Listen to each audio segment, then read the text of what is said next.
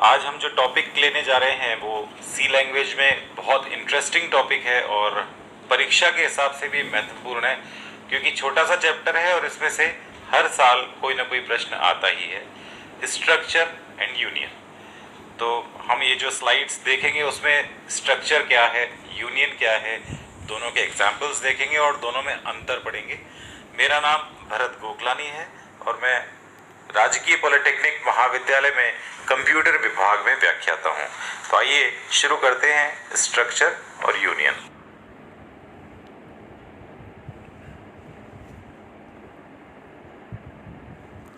चलते हैं अगली स्लाइड की ओर। जो स्ट्रक्चर है आप देखें तो उसकी इंग्लिश में डेफिनेशन है, structure is a user defined data type. It is used to combine different types of data into single unit. तो स्ट्रक्चर हमने पहले एरे के बारे में पढ़ा है और एरे की परिभाषा थी कि एरे समान प्रकार के डेटा का समूह होता है। यहाँ पर सिर्फ एक शब्द का अंतर है परिभाषा में कि स्ट्रक्चर विभिन्न प्रकार के डेटा का समूह होता है। ये विभिन्न प्रकार के डेटा को एक यूनिट में कंबाइन करने की प्रयास करता है। It can have multiple numbers and structure variable. इसके अंदर बहुत सारे नंबर्स और वेरिएबल्स हो सकते हैं। इसके लिए हम स्ट्रक्ट कीवर्ड का इस्तेमाल करते हैं। तो the keyword struct is used to define structure in C language. Structure members can be accessed by dot operator.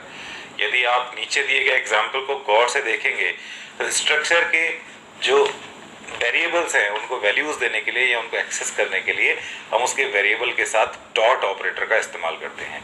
अब यदि गौर से देखेंगे तो यहाँ पर स्ट्रक्चर का प्रारूप दिया गया है, स्ट्रक्ट से शुरू किया है। स्ट्रक्ट, स्ट्रक्चर का नाम, मंझले ब्रैकेट स्टार्ट, अंदर स्ट्रक्चर की बॉडी की डेफिनेशन है, मंझला ब्रैकेट बंद, और स्ट्रक्चर के जो भी वेरिएबल चाहे हम वो डिक्लेयर कर सकते हैं।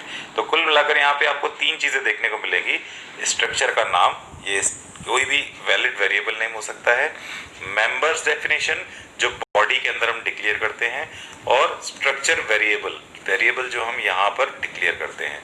एक उदाहरण के तौर पर एक नीचे प्रोग्राम बनाया गया है जहाँ शुरू की कुछ लाइनें आप देख सकते हैं, hash include stdio.h, hash include string.h, और इसके बाद जो कि स्ट्रक्चर एक ग्लोबल डेटा है तो इसको मेन के ऊपर डिफाइन किया गया है। आप गौर से देखिए, स्ट्रक्ट डेटा, और इसके अंदर वो दो वेरिएबल डिक्लेयर किए गए हैं, इंट आई और लॉन्ग इंट एफ, और इसके साथ साथ ब्रैकेट बंद होने पर दो वेरिएबल भी डिक्लेयर किए गए, डेटा और डेटा वन। इसके बाद हमारा मेन फंक्शन शुरू हुआ है जहां हमने वैल्यू दी है इस वेरिएबल डेटा और उसके साथ जिसको वैल्यू दे रही है आई, सपोज तो data dot I is equal to 28। तो हमने आई नाम के वेरिएबल को जो स्ट्रक्चर की बॉडी में डिफाइन किया है उसको 28 वैल्यू दे दी। उसके बाद हमने आउटपुट दिया है प्रिंटफ द वैल्यू ऑफ आई इस ब्रैकेट में डेटा डॉट आई। तो यहाँ पर क्या छपना चाहिए, 28 जो हमने वैल्यू दी है। साथ ही एक ऑपरेटर जो आपने शुरुआत में पढ़ रखा है, साइज ऑफ। साइज ऑफ क्या देता है, किसी भी चीज में मेमोरी में जितना एलोकेट हुआ है उसको जितनी मेमोरी एलोकेशन हुई है उसकी वैल्यू बताता है। तो यहाँ साइज ऑफ डेटा, अभी डेटा क्या है, ये स्ट्रक्चर को रिप्रेजेंट कर रहा है। तो यहाँ पर स्ट्रक्चर की खास बात है कि इसके अंदर जो भी हमने वैल्यूज डिक्लेयर किए, जो भी वेरिएबल डिक्लेयर किए, उनकी कुल मेमोरी, इंटीजर को हम जानते हैं कि 2 बाइट वैल्यू एलोकेट होती है और लॉन्ग को 4 बाइट, तो कुल मिलाकर 6 बाइट। तो इसका आउटपुट यहाँ आ जाएगा, size of data is 6 byte, और सेमली डेटा वन को भी, क्योंकि वो भी स्ट्रक्चर का ही वेरिएबल है, तो दोनों का आउटपुट 6 आएगा। तो इसका मतलब है कुल मिलाकर इस प्रोग्राम का आउटपुट आएगा 28, 6 और 6। तो ये हमने स्ट्रक्चर के बारे में जाना। चलिए अगली स्लाइड पे चलते हैं। बेसिकली जब भी स्ट्रक्चर के बारे में पूछा जाता है तो अधिकतर एक प्रश्न और पूछा जाता है परीक्षाओं में कि स्ट्रक्चर का मेमोरी मैप क्या होता है। अब यहाँ मेमोरी मैप से तात्पर्य है कि स्ट्रक्चर को किस प्रकार से हमारी हार्ड डिस्क में या मेमोरी में जगह लॉकेट होगी और उसको हम डायग्रामेटिकली किस प्रकार से दर्शा सकते हैं। तो यहाँ हम जो टॉपिक ले रहे हैं वो है मेमोरी फॉर स्ट्रक्चर, यानी स्ट्रक्चर को किस प्रकार से मेमोरी का आवंटन होता है। So memory is allocated during creation of variable of structure, not during declaration of structure. तो यहाँ बड़ी ध्यान देने लायक बात है, इसका हिंदी रूपांतरण करें कि स्ट्रक्चर को जो मेमोरी का आवंटन होता है वो उसके वेरिएबल के क्रिएशन के बाद होता है, ना कि स्ट्रक्चर जब हम बनाते हैं तब। मान लीजिए कि आपने कोई स्ट्रक्चर बनाया, स्ट्रक्ट कीवर्ड से शुरुआत करी, कोई भी एक स्ट्रक्चर को नाम दिया, फिर मंझले ब्रैकेट स्टार्ट करके उसकी बॉडी में कुछ तत्व डिफाइन किए, फिर मंझला ब्रैकेट बंद किया और इसके पश्चात जब उसका वेरिएबल डिक्लेयर किया जाएगा उसी अवस्था में स्ट्रक्चर को मेमोरी का आवंटन होगा। इसलिए कई बार प्रश्न पूछा जाता है कि क्या स्ट्रक्चर के तत्वों को सीधे मान दिया जा सकता है, अर्थात सीधे उनको इनिशियलाइज किया जा सकता है, वैल्यू दी जा सकती है? तो इसका उत्तर है नहीं। अब क्यों ऐसा? क्योंकि हम स्ट्रक्चर के जो तत्व हैं उनको डायरेक्ट वैल्यू किस प्रकार दे सकते हैं? अगर उनका डिक्लेरेशन होता है, डिक्लेरेशन के बाद जब उनका वेरिएबल बनता है तब जाके तो मेमोरी आवंटित होती है। तो जब मेमोरी ही आवंटित नहीं हुई है, किसी का घर ही नहीं है, तो उसमें सामान कैसे रखेंगे? तो इसलिए कहा जाता है कि स्ट्रक्चर के तत्वों को आप सीधे इनिशियलाइज नहीं कर सकते, सीधे मान नहीं दे सकते। जब उसका वेरिएबल डिक्लेयर होता है तभी मेमोरी अलोकेट होती है। इसलिए कहा जाता है कि स्ट्रक्चर के वेरिएबल के साथ डॉट का इस्तेमाल कर और उसके तत्वों को वैल्यू दी जा सकती है, जो हमने अपनी पिछली स्लाइड में सीखा था। एक और यहाँ पर चीज़ है कि continuous memory is allocated to structure starts from first element of structure. तो जिस प्रकार एरे है एक स्थिर डेटा, वहाँ पर भी कंटिन्यूस मेमोरी अलोकेट होती है। मान लीजिए किसी एरे को 10 बाइट की जगह चाहिए, तो ऐसा नहीं है कि 5-5 बाइट की 2 जगह खाली हों तो भी मिल जाएंगी। लगातार 10 बाइट जब हार्ड डिस्क में रहेंगी उसी अवस्था में एरे को जो है मेमोरी अलोकेट होगी, इसलिए वो कहलाता है कंटिन्यूस मेमोरी अलोकेशन सिस्टम। इसी प्रकार स्ट्रक्चर में भी यही सिस्टम है, कंटिन्यूस मेमोरी अलोकेट होती है कि यदि किसी स्ट्रक्चर को 50 बाइट चाहिए तो 10-10 के 5 ब्लॉक या 25-25 के 2 ब्लॉक नहीं चलेंगे। लगातार 50 बाइट जहाँ हार्ड डिस्क में खाली होगी, प्रथम स्टेटमेंट, प्रथम इसके अवयव को शुरू करते हुए तभी स्ट्रक्चर को मेमोरी मिलेगी। तो यहाँ पे एक उदाहरण के द्वारा स्ट्रक्चर का मेमोरी मैप समझाया गया है कि मान लीजिए कोई स्ट्रक्चर हमने डिफ़ाइन किया डिटेल नाम का, तो यहाँ हमने लिखा स्ट्रक्ट डिटेल। इसकी बॉडी में आप देखते हैं कि यहाँ पर 3 तत्व हैं। एक इंटीजर प्रकार का वेरिएबल है ए नाम का, एक कैरेक्टर प्रकार का वेरिएबल है बी नाम का, और एक एरे है नॉर्मली कैरेक्टर एरे जिसका नाम है सी, इसकी साइज़ है 10, इंटीजर एरे है सॉरी, और साथ में इसका वेरिएबल डिक्लेयर किया है हमने D1। तो जैसे ही वेरिएबल डिक्लेयर होगा तो स्ट्रक्चर को कितनी मेमोरी आवंटित होगी और किस प्रकार होगी, इसको कहते हैं मेमोरी मैप, जो नीचे दर्शाया गया है। अब ये बेसिकली आपको सबसे पहले ध्यान करना पड़ेगा कि हमने प्रथम चैप्टर में पढ़ा था कि मेमोरी में एक सिंगल कैरेक्टर को 1 बाइट की जगह दी जाती है, एक इंटीजर को 2 बाइट की जगह दी जाती है। आजकल के सिस्टम्स में जो एडवांस्ड हैं उनमें मेमोरी ज़्यादा मिलती है, लेकिन नॉर्मली स्टैंडर्ड माना जाता है कैरेक्टर को 1 बाइट, इंटीजर को 2 बाइट, फ्लोट को 4 बाइट, लॉन्ग को 8 बाइट और लॉन्ग डबल को 10 बाइट की जगह मिलती है। तो कुल मिलाकर यहाँ पे अगर हम देखेंगे तो सबसे पहला जो तत्व है इंट ए, इसे 2 बाइट, अगला जो तत्व है कैर बी, इसके लिए 1 बाइट, और अगला है इंट सी एरे है जिसके अंदर 10 इंटीजर्स हैं। तो यदि एक इंटीजर को 2 बाइट तो 10 इंटीजर को 20 बाइट। तो यहाँ स्ट्रक्चर की जो परिभाषा है कि स्ट्रक्चर का मेमोरी आवंटन अर्थात उसके टोटल जो तत्व हैं बॉडी के उनका कुल मिलाकर मेमोरी आवंटन के बराबर होता है। तो मैं काउंट करूँगा तो 2 + 1 3, 3 + 20, कुल 23 बाइट की जगह हमारे इस D1 वेरिएबल को D1 को अलॉट हो जाएगी। इसे डायग्राम द्वारा दिखाया गया नीचे कि हमने एक डायग्राम बनाया है D1 जिसमें 3 भागों में बांटा है A B C। A को मिली है 2 बाइट, B को 1 बाइट और C को 20 बाइट।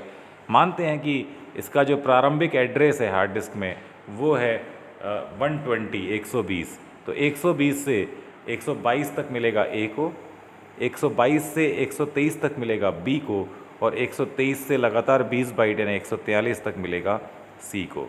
तो जब भी परीक्षा में आपसे पूछा जाता है कि स्ट्रक्चर क्या होता है, उसका मेमोरी मैप क्या होता है, तो हम परिभाषा लिखने के बाद उदाहरण के साथ डायग्राम बनाकर इसको दर्शा सकते हैं। साथ ही हम अगली स्लाइड में देखेंगे कि यूनियन कॉन्सेप्ट है, यूनियन भी बिल्कुल स्ट्रक्चर की तरह है, परंतु एकमात्र अंतर है कि स्ट्रक्चर की तरह सारे तत्वों की टोटल मेमोरी का आवंटन नहीं होता, जबकि यूनियन में होता है सबसे बड़े तत्व की मेमोरी का आवंटन। तो यदि यूनियन के मेमोरी मैप के बारे में पूछा जाएगा तो इस डायग्राम में से प्रथम 2 हिस्से हट जाएंगे, शेष रह जाएगा केवल सी वाला हिस्सा, क्योंकि सबसे बड़ा तत्व यही है और 123 से 143 तक आप इसका मेमोरी मैप दर्शा सकते हैं। तो आगे बढ़ते हैं और अगली स्लाइड में हम सीखेंगे यूनियन क्या होता है और एक उदाहरण के साथ हम और भी इसके बारे में जानकारी हासिल करेंगे और देखते हैं यूनियन क्या होता है। तो यहाँ पर मैं क्लियर कर दूँ कि स्ट्रक्चर और यूनियन दोनों की परिभाषा बिल्कुल सेम है, कोई अंतर नहीं है। तो यहाँ पर हम परिभाषा पढ़ेंगे तो union is also user defined data type, क्योंकि हम इसे डिफाइन कर रहे हैं और हम यूजर हैं, तो ये एक यूजर डिफाइंड डेटा टाइप है। All the members of union share the same memory location. अंतर यहाँ आ जाता है कि जो स्ट्रक्चर है उसके जो एलिमेंट्स हैं उन सभी के लिए अलग अलग मेमोरी अलोकेट होती है, लेकिन यूनियन के अंदर सभी के सभी एक ही मेमोरी अलोकेट जो शेयर करते हैं।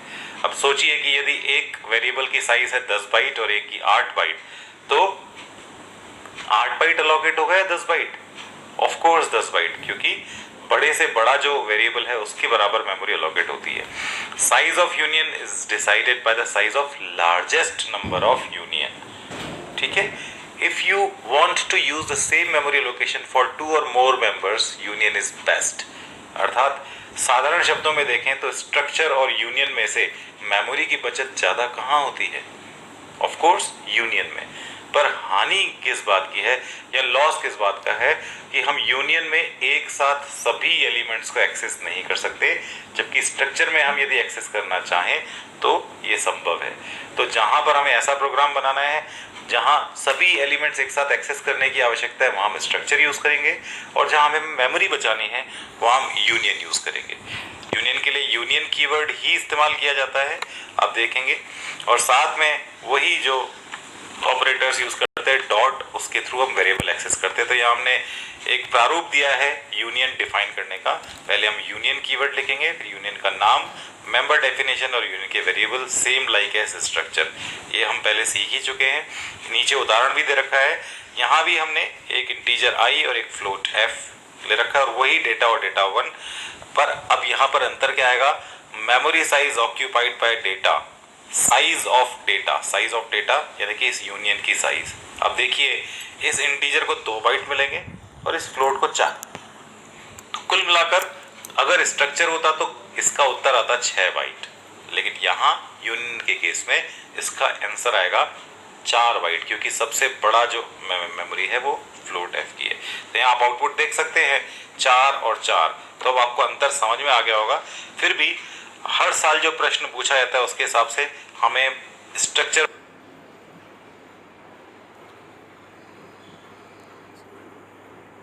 स्ट्रक्चर और यूनियन में अंतर दर्शाने के लिए हम यहाँ देख रहे हैं, और जो इसकी यूनियन के अगली स्लाइड है, एक क्लियर अंतर पता पड़ जाना चाहिए। यहाँ पर मैंने इस स्लाइड की हेडिंग दी है difference between structure and union in C. आप गौर से देखेंगे तो ये डिफरेंसेस हैं। कुल मिलाकर एग्जाम में अगर यदि प्रश्न आता है तो आप ये चार्ट और चाहें तो ये डायग्राम साथ में बना सकते हैं। सबसे पहले इनकी परिभाषा लिखी हुई है, structure allocates storage space for all its members separately, यानी कि स्ट्रक्चर के सभी मेंबर्स के लिए अलग अलग मेमोरी अलोकेट होती है, जबकि यूनियन में ऐसा नहीं होता। यूनियन में जो सबसे बड़ा इसका एलिमेंट है उसके बराबर की मेमोरी अलोकेट होती है।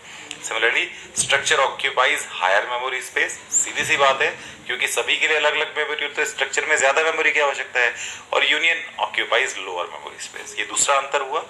We can access all members of structure at a time, सीधी सी बात है, क्योंकि हमने सभी के लिए अलग अलग मेमोरी अलोकेट की है तो हम सभी को एक साथ एक्सेस कर सकते हैं, पर यहाँ पर केवल एट अ टाइम एक मेंबर एक्सेस हो सकता है।